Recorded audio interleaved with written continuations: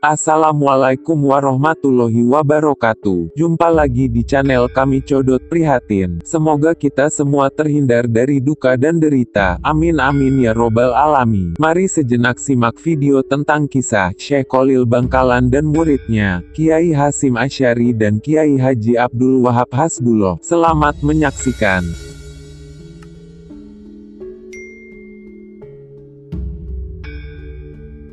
Syekh Khalil Al-Bangkalani berasal dari keluarga ulama. Ayahnya, Kiai Haji Abdul Latif mempunyai pertalian darah dengan Sunan Gunung Jati. Buyut beliau Syarifah Khadijah Putri Sayyid Asror Karomah, bin Kiai Abdullah, bin Ali Akbar bin Sayyid Sulaiman Kanigoro Mojo Agung. Sedangkan ayah Kiai Haji Abdul Latif adalah Kiai Hamim, bin Muharram, bin Abdul Karim. Pada usia 24 tahun, Syekh Khalil menikahi Nyai Asyik, Putri Lodra Putih.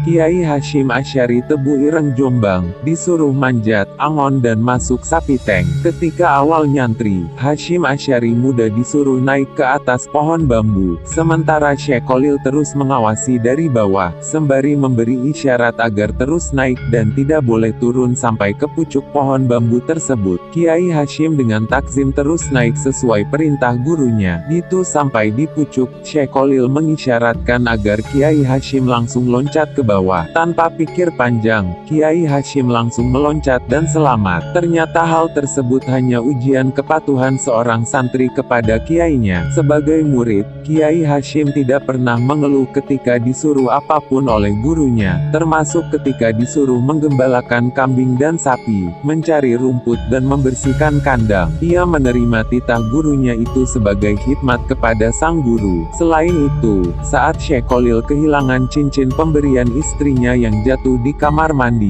Kiai Hasyim memohon izin untuk mencarinya. Setelah diizinkan, sejurus kemudian beliau masuk ke sapi tank dan mengeluarkan isinya. Setelah dikuras seluruhnya, dan badan Kiai Hasyim penuh dengan kotoran, akhirnya cincin milik gurunya berhasil ditemukan. Betapa senang sang guru melihat muridnya telah berhasil mencarikan cincinnya, hingga terucap doa, "Aku ridha padamu wahai Hasyim, kudoakan dengan pengabdianmu dan ketulusanmu, derajatmu ditinggikan. Engkau akan menjadi orang besar, tokoh panutan, dan semua orang cinta padamu."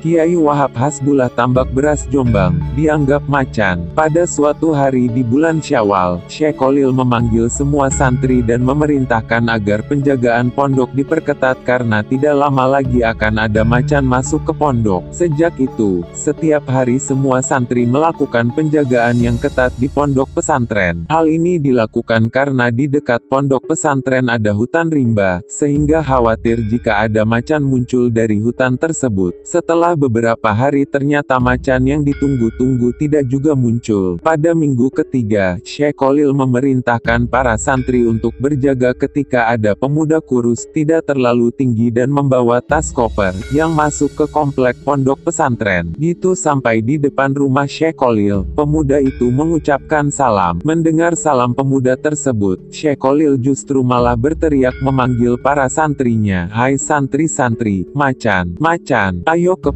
jangan sampai masuk ke pondok." Mendengar teriakan Syekh Khalil, serentak para santri berhamburan membawa apa saja yang bisa dibawa untuk mengusir pemuda tersebut. Para santri yang sudah membawa pedang, celurit, tongkat mengerubuti macan, yang tidak lain adalah pemuda itu. Muka pemuda itu menjadi pucat pasti ketakutan. Karena tidak ada jalan lain, akhirnya pemuda tersebut lari meninggalkan komplek pondok. Karena tingginya semangat untuk nyantri ke pondok yang diasuh oleh Syekh Khalil, keesokan harinya pemuda itu mencoba memasuki pesantren lagi. Meskipun gitu, dirinya tetap memperoleh perlakuan yang sama seperti sebelumnya. Karena rasa takut dan kelelahan akhirnya pemuda tersebut tidur di bawah kentongan yang ada di musola pesantren. Ketika tengah malam, dirinya dibangunkan dan dimarah-marahi oleh Syekh Khalil. Meski demikian, setelah itu dirinya diajak oleh Syekh Khalil ke rumahnya dan dinyatakan sebagai salah satu santri dari pondok yang beliau pimpin. Sejak itu, pemuda tersebut resmi sebagai santri pondok. Pemuda yang dimaksud itu adalah Abdul Wahab Hasbullah yang menjadi salah satu pendiri Nahdlatul Ulama. Ternyata apa yang diprediksi oleh Syekh Khalil menjadi kenyataan. Abdul Wahab Hasbullah benar-benar menjadi macan Nahdlatul Ulama. Demikian kisah Syekh Khalil dan muridnya, Kiai Haji Hasyim Asy'ari dan Kiai Haji Abdul Wahab Hasbullah. Semoga bermanfaat untuk kita semua. Terima kasih. Wassalamualaikum warahmatullahi wabarakatuh.